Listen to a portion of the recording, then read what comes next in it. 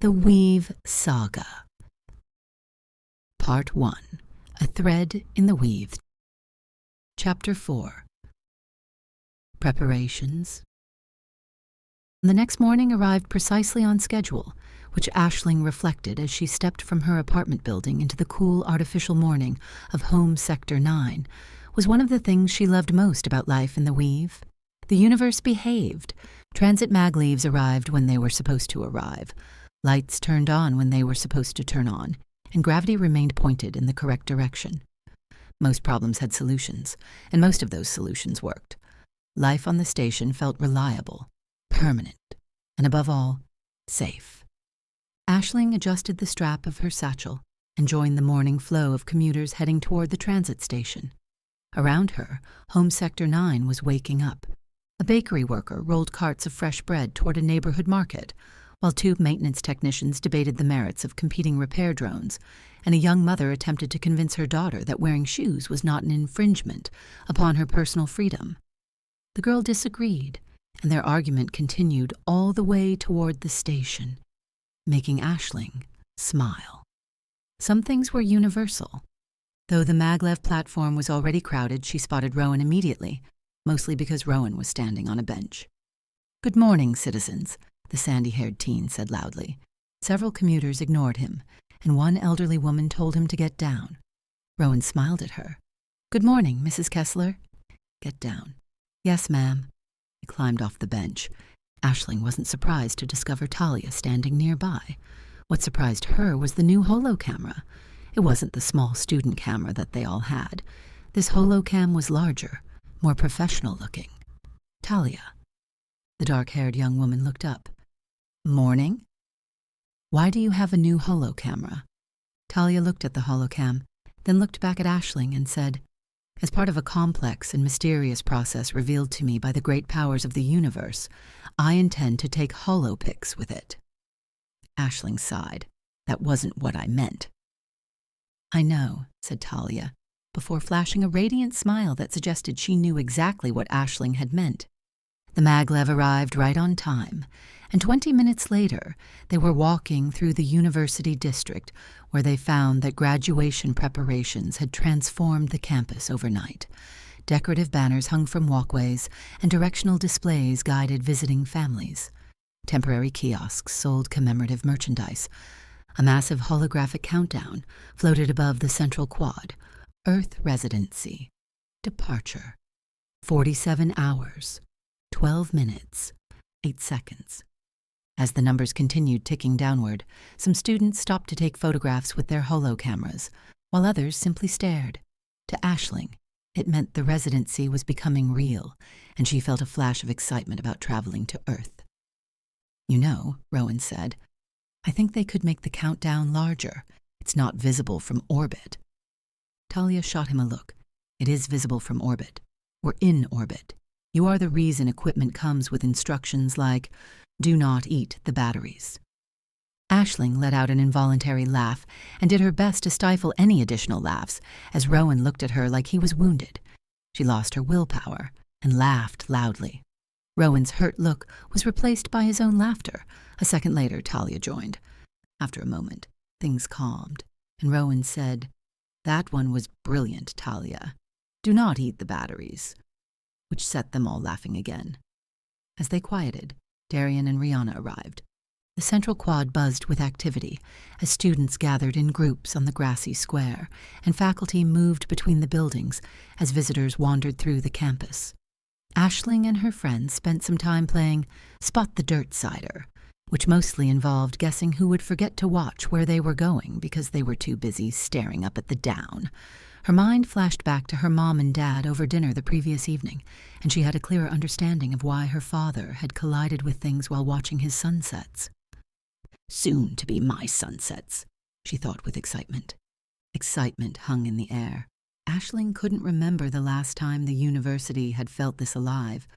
Perhaps it never had in the 4 years she had taken classes here. She didn't remember this level of excitement last year when the graduates had been prepping for their residency, but then she hadn't been a graduate and didn't really focus on the events all that much. A familiar voice called out, "5 students." The group turned to find Miko Acosta standing behind a temporary cocoa kiosk. He was already shaking his head. 47 hours. He pointed dramatically toward the countdown. Humanity survived hundreds of thousands of years, all the way back to people living in caves. Caveman, Talia corrected. It's caveman. The gesture expanded. You people are not helping. Rowan looked genuinely offended. We are behaving normally. No. Miko pointed at him. You specifically are behaving like someone who drank 6 cups of stimulants. I only had 2. The older man closed his eyes briefly. That does not help your case. Laughter spread through the group. For a moment, everything felt wonderfully ordinary. And then the giant public display mounted above the quad changed. The entertainment feed disappeared, and a WeaveNet news bulletin replaced it. Most people barely looked up as news bulletins happened all the time. The display showed a Meridian Transit logo, then communication, delays continue in Esho Corridor. Officials report additional navigation relay interruptions. No safety concerns reported. The announcement lasted less than 10 seconds before it vanished, replaced by graduation information. Nobody reacted, not even Aisling, because if there had been something to worry about, surely someone would have said so. The freighters and cargo haulers still rose from the industrial stations on Cetera, while passenger liners brought visitors for graduation and transit ferries shuttled workers to and from the station. Each was another thread, another connection, woven into the life of Tholmian Hub Station and those that called it home. The Career and Residency Pavilion occupied nearly half the university's central assembly hall. Normally, the building hosted conferences, guest lectures, academic symposiums, and the occasional heated faculty argument regarding curriculum design. Today, it belonged to the graduating class, as hundreds of students moved between displays and recruitment booths, while holographic banners floated overhead. Some represented chartered corporations. Others represented concordance agencies, the guardians or the wardens. The future, Aisling thought, had apparently decided to rent exhibition space. The moment the group entered, they naturally began drifting toward different sections of the hall. Well, said Rowan, already walking backward. See you all later. You haven't even looked around yet, said Darian. I know what I want. That's not how decisions work. You are supposed to review options, the dark-skinned youth said, as Rowan walked away. It absolutely is, he called over his shoulder. Darian sighed. One day you're going to discover consequences. Rowan spun around and pointed dramatically. In a booming voice straight off the bench of a courtroom holodrama, he said, One day you're going to discover fun. Then he vanished into the crowd. Astreus, Talia said, watching the sandy-haired youth disappear into the crowd. Obviously, said Darian. The Exploration Corporation occupied one of the largest displays in the pavilion. Towering holoprojectors showed survey vessels crossing unknown systems, and exploration crews discovering new worlds. A holobanner listed deep space missions and long-range scientific expeditions. Adventure sold exceptionally well to 17-year-olds, especially Rowan. Aisling found herself smiling at the exchange between her friends when something caught her eye, focusing her attention. The Helian Medical Systems Pavilion occupied an entire corner of the hall. The display was understated compared to the Astreus Pavilion. There was no dramatic music or heroic imagery. Missing was the sweeping starship footage, and instead there were research projects, medical innovations, emergency response programs, people helping people. As she expected and exactly as she hoped, she was about to step forward when a voice interrupted her.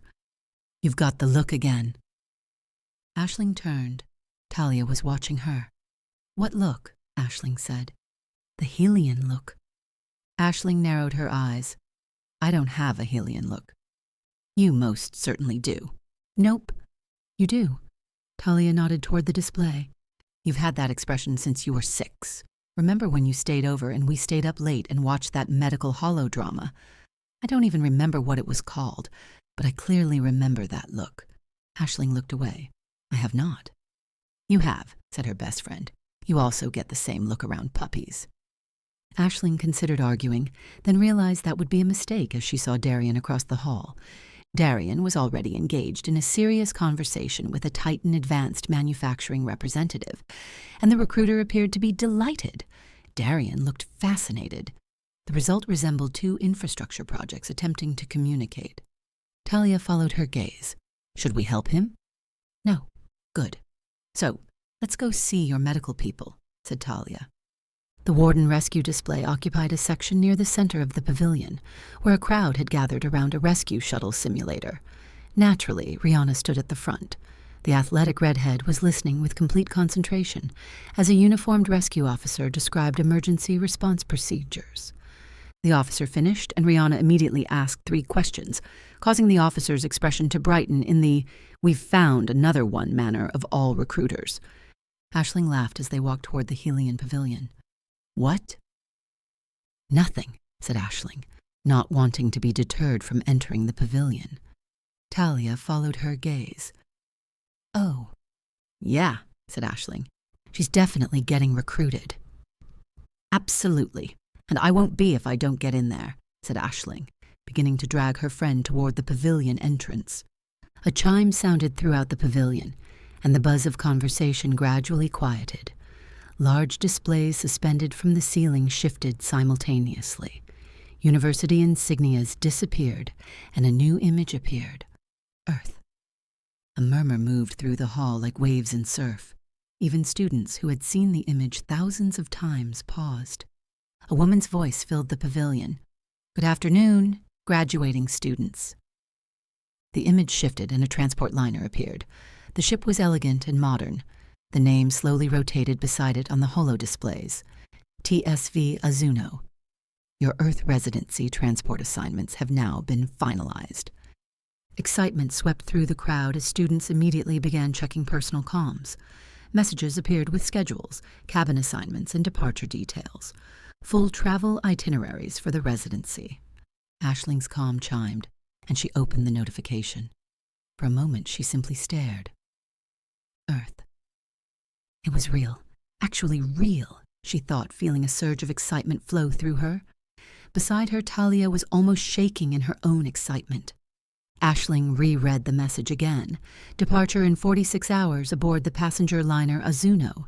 Passenger Group 17. Cabin assignment B12. Got mine, exclaimed Talia. Same, giggled Aisling, overcome with excitement. Darian. The girls looked and saw Darian still enraptured in his discussion with the recruiter, causing both girls to sigh in resignation. Across the hall, Rowan shouted, I have a cabin. People all across the hall turned to look at him. The Astreus recruiters just looked concerned. This sent both girls into a fit of giggles. On the large holoscreens above them, the briefing continued. A professional-looking woman appeared beside the image of the Azuno. Your transport will be under the command of Captain Adrienne Holt. The image changed again to show a silver-haired woman in a dark civilian transport uniform. She appeared calm and confident, the sort of professional everyone expected to command a passenger liner. Captains were captains and transports were transports. Earth was the exciting part. The briefing moved on to discuss security procedures and arrival protocols. If anyone had been paying attention, they would have stopped doing so when the overly dry Earth environmental guidelines and travel regulations section started. Then a smaller notice appeared in the corner of the display, almost an afterthought. Meridian Transit Update. Communication interruptions within portions of the Esho corridor remain under investigation. No disruptions to passenger travel expected. The notice vanished almost immediately, and nobody reacted as the room's attention remained fixed on Earth, on tomorrow. Finally, Aisling grabbed Talia and frog-marched her in the direction of the pavilion. I am not leaving this building until I talk to somebody from Helion, said Aisling, as she led her complaining best friend into the pavilion. Why? They will still be here when we get back, Talia griped. The Helion Medical Systems Pavilion was quieter than the rest of the exhibition hall. Students still moved through the displays and information kiosks, but the atmosphere felt different from the excitement surrounding Astreus, or the polished corporate spectacle of Titan Advanced Manufacturing. People here were paying attention, actively listening and asking questions. Aisling immediately felt more comfortable.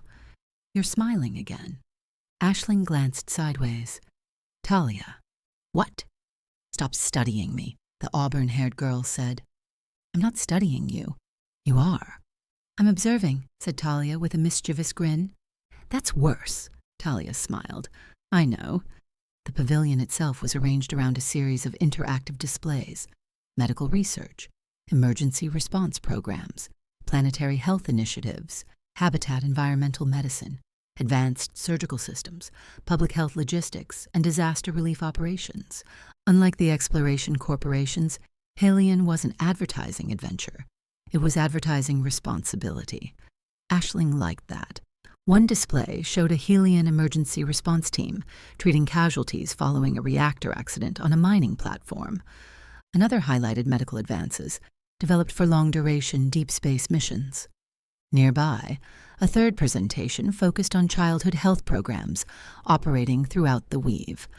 Aisling slowed her pace, reading and absorbing.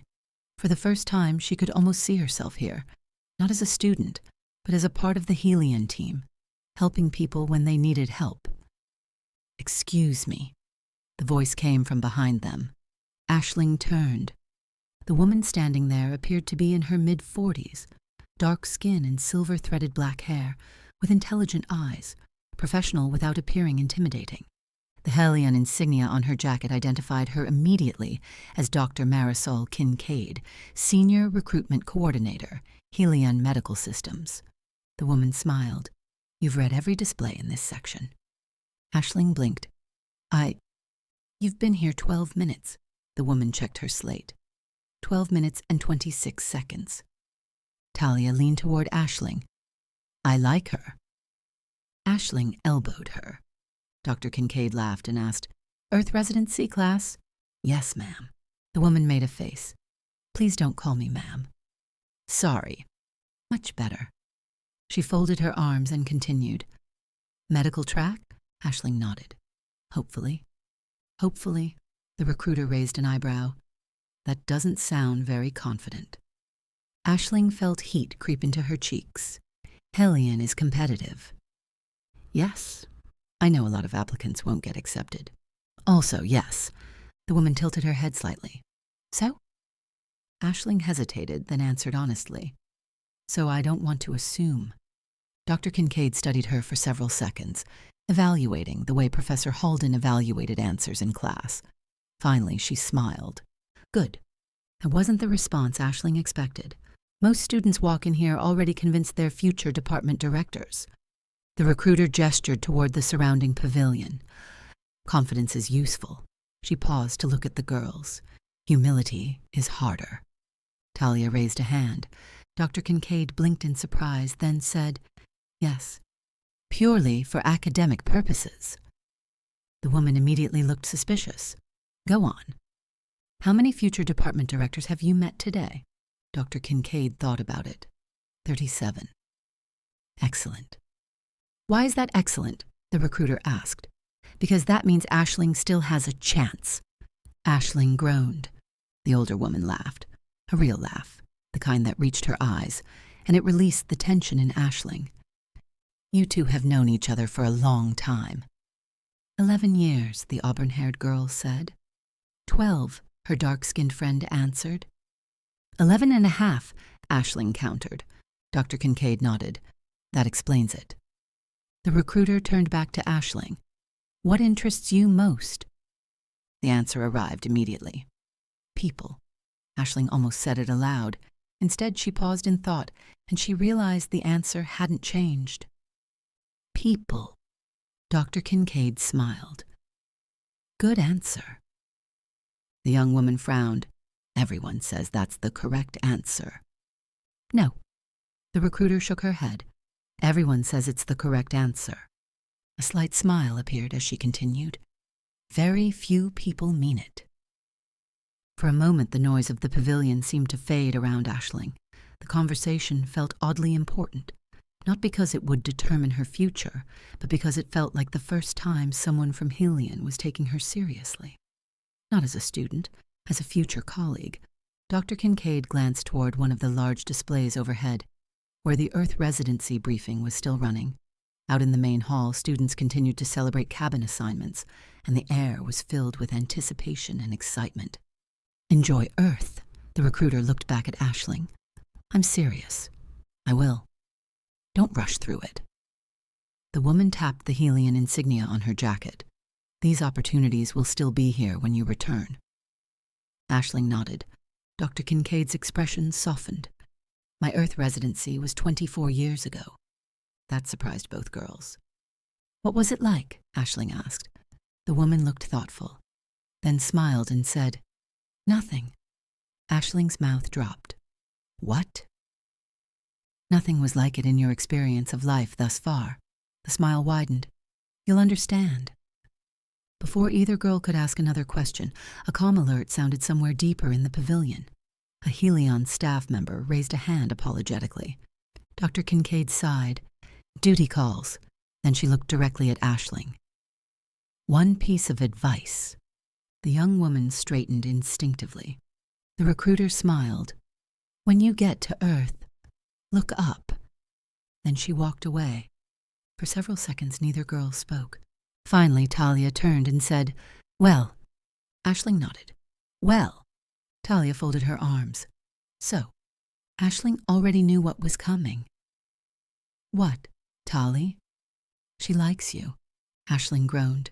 That's not what this was about. It most certainly was not, agreed her friend. Thank you. I meant professionally, continued Talia. Aisling stopped walking. Oh. Talia nodded. Professionally. And after the slightest pause, probably. Aisling started laughing, and Talia followed a second later. Together they disappeared deeper into the pavilion, still arguing. For the first time since entering the hall, she felt something steadier than excitement.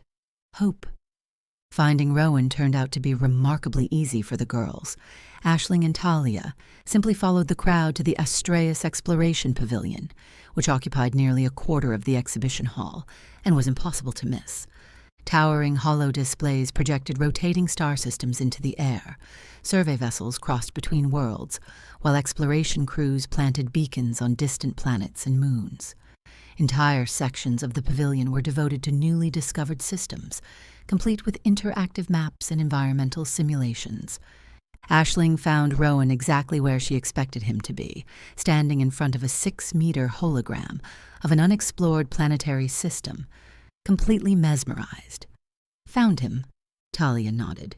Yep. Neither girl sounded surprised. And this system remains only partially surveyed. The Astræus representative gestured toward the display. A yellow-white star appeared at the center of the projection. Several planets orbited around it. 3 carried small markers identifying active survey operations. The outer worlds remain largely unmapped, the representative smiled, which means there is still work to do. Rowan looked as though someone had just described paradise. You realize you're staring. Rowan jumped, then immediately pointed at the display. Look at this. We are. No, really look at it, the sandy-haired teen said. Talia folded her arms. I am looking at it. It's an entire system. Yes, it is. There is a star and a bunch of planets, Talia quipped. Nobody knows what's out there. Someone probably does, said Aisling. Not yet. Talia sighed. You are impossible. The Astræus representative laughed. Unlike many recruiters, he appeared genuinely entertained by the students. He was tall and weathered, with sun-darkened skin and silver beginning to creep into his hair. His name tag identified him as Senior Surveyor Gavin Mercer, Astræus Exploration Services. You're Rowan, aren't you? The teenager blinked. How do you know that? The surveyor pointed. Several Astræus recruiters farther down the pavilion immediately pointed back. Rowan looked offended. They're exaggerating. They probably aren't, said Talia, earning a quick grimace from Rowan. The older man extended a hand. Senior Surveyor Mercer. Astræus is amazing, said Rowan, as he shook it enthusiastically. Correct. I want to do this, Rowan continued. Also correct. The surveyor nodded thoughtfully. So far, we're doing very well. Aisling liked him immediately. Mercer turned toward the girls. And you too? Aisling. Talia. The surveyor nodded. then pointed toward the Heidland pavilion. "You've already been there." Aisling froze and Talia immediately burst out laughing. "How did you know?" asked the auburn-haired girl, somewhat taken aback. Mercer shrugged. "Experience." Then he pointed at Aisling. "You're looking at people." His fingers shifted toward Rowan. "He's looking at stars." Finally, he pointed toward Talia. "She's looking at everyone." "You're annoyingly perceptive," said Talia with narrowed eyes. "I get that a lot." The surveyor returned his attention to the display. "Exploration isn't really about discovering new places." Rowan looked confused. "Isn't that exactly what it's about?" "No." Mercer shook his head. "It's about questions." The giant star system rotated above them. Questions nobody has answered yet. A moon appeared, then another. Every map starts with somebody asking what comes next. For a moment, Rowan was completely silent, which was unusual enough that everyone noticed. Finally, he asked, "What happens when there aren't any unexplored systems left?" Mercer smiled the sort of smile that suggested he had been asked that question many times. "We'll find something else." Aisling could practically see Rowan deciding his future as nearby. Another display activated. A navigation map appeared, and transit routes spread across dozens of systems: commercial lanes, Drotanov transit points, exploration sectors, and survey corridors.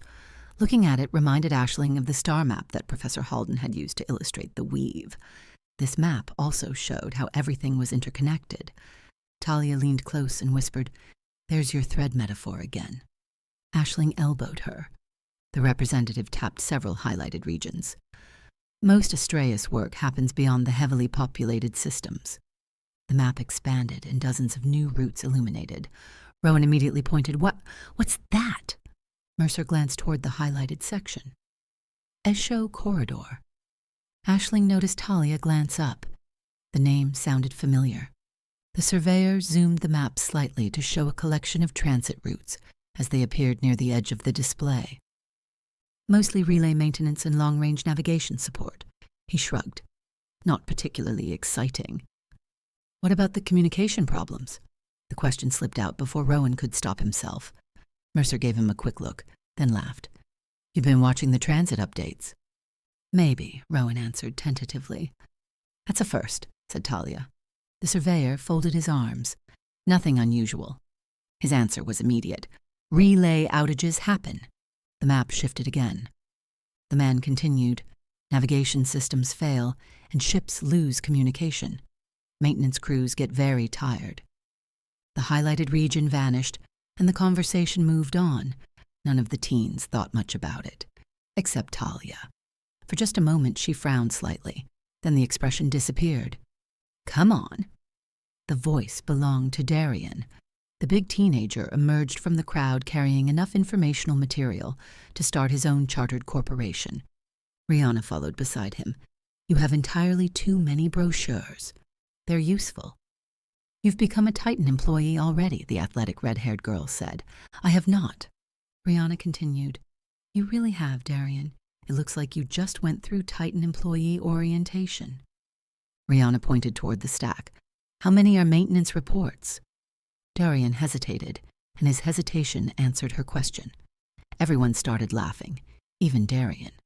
Above them, the giant countdown continued its relentless march toward departure. Earth residency. 45 hours, 31 minutes, 17 seconds. For the first time all day, the entire group was together again. Returning to the quad courtyard, they found Miko Acosta and purchased the usual, before finding a spot on the grass to sit and relax. As Aisling looked around at her friends, she was content with her visit to the Heidland pavilion. Basking in the glow of that visit, and enjoying the excitement each of her friends expressed as they related their own pavilion visits, she jumped, as they all did, when their comms all chirped at once. They all took out their comms, expecting another message about the residency. Instead, it was a message from Talia. Aisling shot Talia a look as she opened the message, registering the look of smug satisfaction on her best friend's face. Attached to the message were 5 images. Aisling opened them and was surprised to see that it was the 5 of them, sitting on the grass in the quad, faces alight with hope and joy. They all turned to Talia, just as Miko Acosta walked up and handed her the holocamera that Aisling had seen her with earlier. "That will do, Miss Student," the man said. It didn't appear to be a question. "Yes, thank you very much," Talia said. Beaming at her friends, she continued, facing the group. "Now we can remember today, here, together." Aisling opened the images one by one. Each image included the whole group, but each one seemed to belong to a different person. In one, Darian is laughing, looking relaxed and lost in joy. Rihanna's focus was her shy, yet winning smile as she was talking to Rowan and Darian. Finally, she found her own and was surprised that both she and Talia appeared to be featured, looking at each other and laughing deeply, like that rare moment on the observation deck when Rihanna had been framed by the planets. This was a once-in-a-lifetime picture, and she was in it. She turned to Talia, expecting to find the joking and sarcastic face that Talia usually wore. Instead, she saw Talia looking at her. A deep, probing look of... Aisling wasn't sure what to call it. "It's perfect, Tali," said Aisling, reaching over to squeeze her friend's knee. 12 years, Ash," Talia said quietly. "You and me. Someday. I want to look at this and remember exactly what today felt like. I know I can be an annoying little menace, but you are my best friend." Aisling scooted closer, leaning over to give Talia a warm hug. "Thank you for this, Tali," she said, and both teens shared another moment before returning to the group discussion. For now, they were all still there, 5 friends on the grass beneath the artificial sky, laughing together while the countdown to Earth residency kept falling. And somewhere far beyond Tholmian Hub Station and the Buick system, in the troubled silence of the Isho corridor, another countdown was already nearing 0.